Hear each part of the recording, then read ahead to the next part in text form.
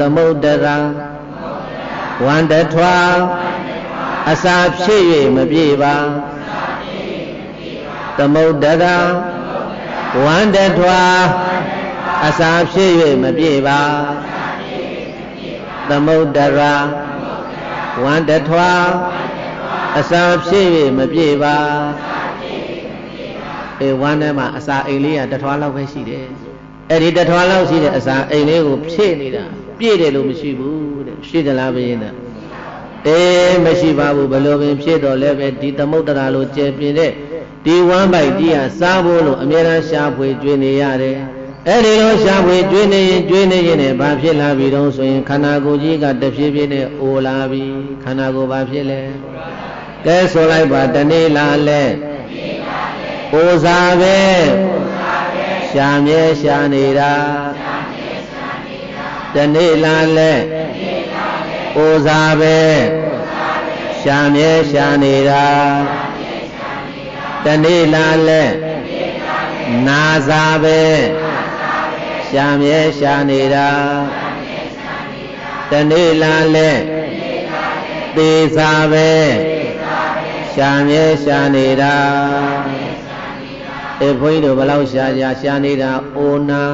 သေရေးအတွက်ရှာနေကြတာပဲအိုစာနာစာသေစာအတွက်တာရှာနေကြရတာပဲတဲ့ဒါကြောင့်ဆိုသမ်းမှာခန္ဓာစုကမြေကျွေးရဒုက္ခအပူတိုးယုံသာခန္ဓာစုကမြေကျွေးရဒုက္ခအပူတိုးယုံသာဒီခန္ဓာကိုယ်ကြီးကိုဝိစားတဲ့စင်စားတော့တဲ့ကျွမ်းမွေးပြီးတော့ထားတော့လည်းပဲတနေ့ဒီခန္ဓာကိုယ်ကြီးကမြေပေါ်မှာသွားပြစ်ချပြီးတော့မြေကြီးကိုကျွေးလိုက်ရမယ်တဲ့ဆိုလိုက်စားမှာပစ္စည်းစုမှုဘုံဆိုင်ဟုထိုက်သူသုံးကြပါပစ္စည်းစုမှုဘုံဆိုင်ဟုထိုက်သူသုံးကြပါ